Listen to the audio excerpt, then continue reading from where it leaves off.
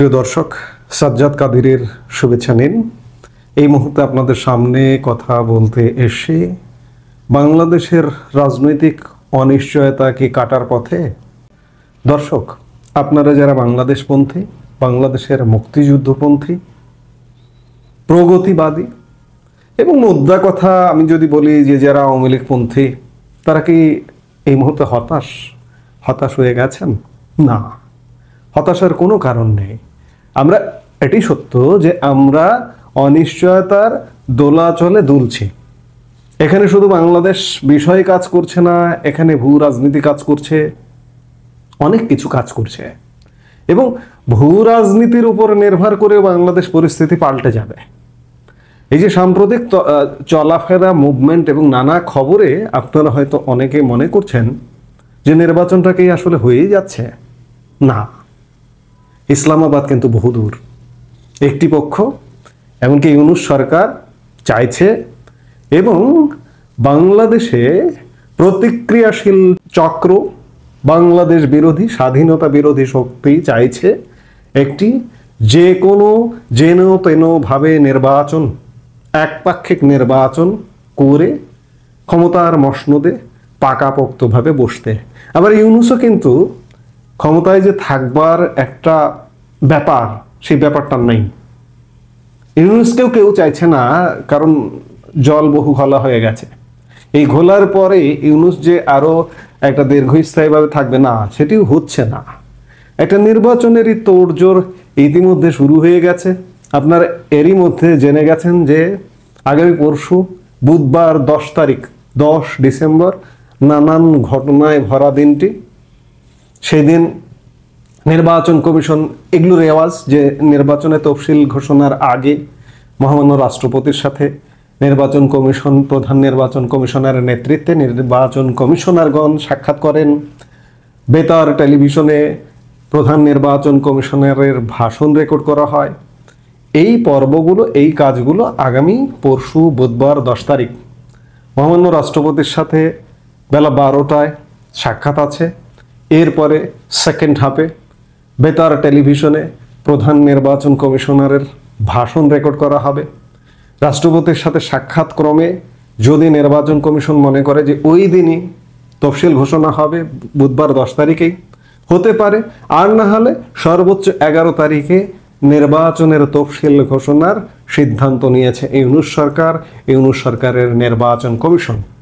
ফেব্রুয়ারির প্রথমার্ধেই নির্বাচনের ডেট, তারিখ ইত্যাদি বিভিন্ন শিডিউল ঘোষণা করা হবে। কিন্তু অনেকে ভাবছেন যে নির্বাচনের তফসিল তো ঘোষণা হয়ে গেল, নির্বাচনটা কি হয়েই যাচ্ছে? আপনাদের মনে করিয়ে দিতে চাই, 2008 সালের 30 ডিসেম্বর যে নির্বাচনটা হয়েছিল, যে নির্বাচনে ভূমিধস বিজয় আওয়ামী লীগ ক্ষমতায় এসেছিল, সেই নির্বাচনটি হবার আগে 5 বার তফসিল ঘোষণা হয়েছিল। 5 বার তফসিল ঘোষণা হয়ে চূড়ান্তভাবে সেই বছরে 2008-এর 30 ডিসেম্বর নির্বাচনটি হয়েছিল। কাজেই এটি মনে করবার কোনো কারণই নেই যে নির্বাচনের তফসিল ঘোষণা হয়ে গেল আর নির্বাচনটি হয়ে গেল, তাহলে তো ইউনূস জামাত চক্র সফল হয়ে গেল। কিন্তু সফল হতে গেলে অনেক কিছু লাগে। আজকে বাংলাদেশ এই যে পরিস্থিতিটা, এই পরিস্থিতিটা শুধুমাত্র বাংলাদেশ নয়, এখানে আন্তর্জাতিক অনেক ব্যাপার আছে। অনেক ব্যাপারের মধ্যে ভারত এখানে ফ্যাক্টর, এখানে রাশিয়া ফ্যাক্টর, এখানে চীন ফ্যাক্টর, এখানে মার্কিন যুক্তরাষ্ট্র ফ্যাক্টর। আপনারা জানেন যে গত শুক্রবার মার্কিন যুক্তরাষ্ট্রের নয়া নিরাপত্তা কৌশল প্রকাশ করা হয়েছে। আমি গতকালকে এটি নিয়ে একটি কন্টেন্ট করেছি। সেই নিরাপত্তা বা সিকিউরিটি স্ট্র্যাটেজি, তাতে ভারতকে অত্যন্ত গুরুত্বপূর্ণ হিসেবে আখ্যায়িত করা হয়েছে। ভারতকে, সোজা কথা, মোদ্দা কথা, ভারতকে চাই। এবং চীনের সাথেও যে কম্পিটিশন, প্রতিযোগিতা, বাণিজ্যিক ভারসাম্যপূর্ণ বাণিজ্য থাকবে, কিন্তু নয়া নিরাপত্তা কৌশলে একজন আরেকজনের সাথে যুদ্ধ করবে, সংঘর্ষে জড়িয়ে যাবে, সেগুলো কিন্তু নেই। নয়া নিরাপত্তা কৌশলে শান্তির বার্তা আছে। আর এই শান্তির বার্তা হিসেবে Russian president Vladimir Putin Bharat সফরকালেই মার্কিন যুক্তরাষ্ট্র তড়িঘড়ি করে ভারতে তাদের বাণিজ্য প্রতিনিধি পাঠানোর সিদ্ধান্ত গ্রহণ করে। মার্কিন বাণিজ্য প্রতিনিধি দলের ডেপুটি রেক্স সুইৎজারের নেতৃত্বে একটি উচ্চ ক্ষমতা সম্পন্ন প্রতিনিধি দল ভারতে আসছেন এবং আগামী 10-12 ডিসেম্বর ভারতের সাথে বাণিজ্য চুক্তির ব্যাপারে একদম ফাইনাল আলাপ আলোচনার একটা বিষয় আছে। 3 দিন, 10, 11, 12 ডিসেম্বর। এই 10, 11, 12 ডিসেম্বরের মধ্যে মার্কিন বাণিজ্য চুক্তি চূড়ান্ত হয়ে যাবে এবং এর মধ্যে হয়তো 15 ডিসেম্বরের মধ্যে চুক্তি হয়ে যেতে পারে। অর্থাৎ ভারত মার্কিন যুক্তরাষ্ট্র সমস্যা সমাধান হয়ে গেল। এবং একই সময়ে আগামী 10 তারিখেই সূত্রের বরাত দিয়ে সূত্র বলছে যে দিল্লি হয়ে এই বাণিজ্য প্রতিনিধি দলের সঙ্গে দিল্লি হয়ে ডোনাল্ড ট্রাম্প প্রশাসনের বিশেষ প্রতিনিধি বাংলাদেশ সফরে আসবেন। এই সফরগুলো বা এই আশাগুলো মূলত বাংলাদেশে যে এই যে রাজনৈতিক সংকট, এই সংকটগুলো নিয়ে আলাপ আলোচনার জন্যই। আপনারা খেয়াল করেছেন 2 দিন আগে ভারতের বিদেশমন্ত্রী এস জয়শঙ্কর খুব গুরুত্বপূর্ণ একটি কথা বলেছেন যে এই যে এখনকার যে ইউনূস সরকার কিংবা বর্তমানে যে রাজনৈতিক দলগুলো আছে সেই দলগুলো অতীতের নির্বাচনকে কাঠগড়ায় নিচ্ছেন। স্পেশালি যদি আমরা বলি 2014, 2018, 2024 এই নির্বাচনগুলো প্রশ্নবিদ্ধ। জয়শঙ্কর বলেছেন যে আপনারা নির্বাচন প্রশ্নবিদ্ধ বলছেন অতীতের নির্বাচনগুলোকে, যদি ওগুলো প্রশ্নবিদ্ধ হয় তাহলে আপনারা তো আবারও একটি প্রশ্নবিদ্ধ নির্বাচনের দিকেই যাচ্ছেন।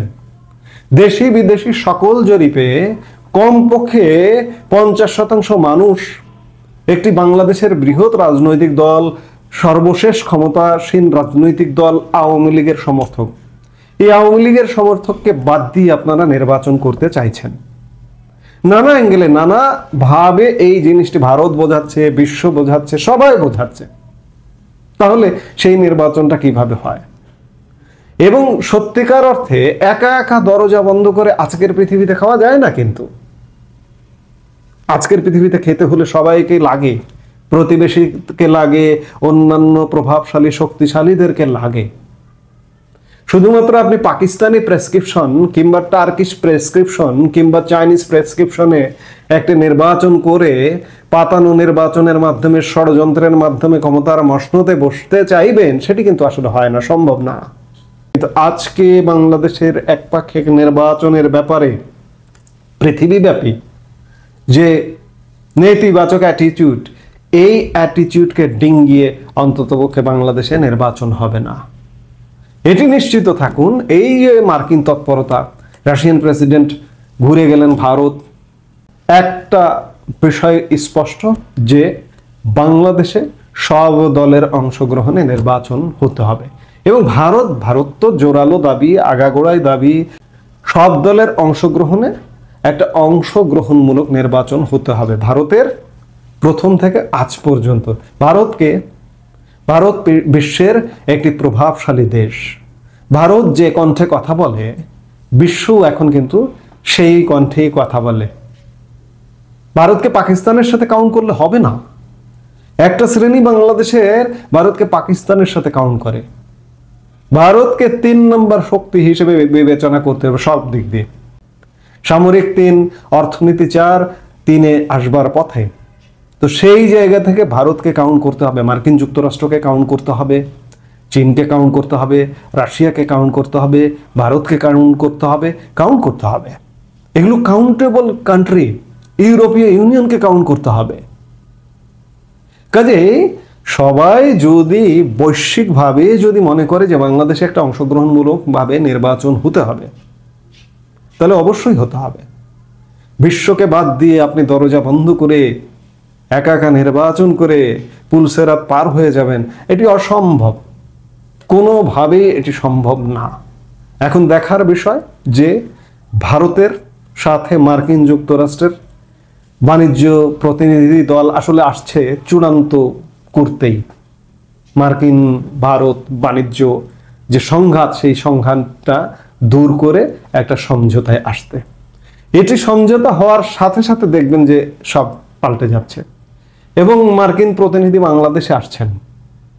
এগুলোই আসার কথা, আসার খবর যে যতই নির্বাচনী তফসিল ঘোষণা করা হোক না কেন, এক তফসিলে আগামী ত্রয়োদশ জাতীয় সংসদ নির্বাচন হবে, এটি আপনি মনে করলেও আমি মনে করি না। আমি শুরুতেই বলেছি, শুরুর দিকেই বলেছি যে ইসলামাবাদ বহুদূর। হ্যাঁ, ইসলামাবাদ বহুদূর। বাংলাদেশ ঢাকায় আমরা থাকতে চাই, আমরা দিল্লিও যেতে চাই না, ইসলামাবাদেও যেতে চাই না।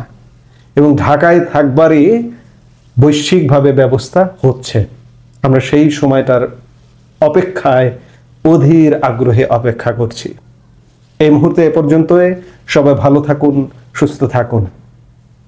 আমাদের ভিডিওগুলো নিয়মিত পেতে সাবস্ক্রাইব করুন Sajjad Kadir and the Legends YouTube channel এবং লাইক, কমেন্ট, শেয়ার করে সাথে থাকুন।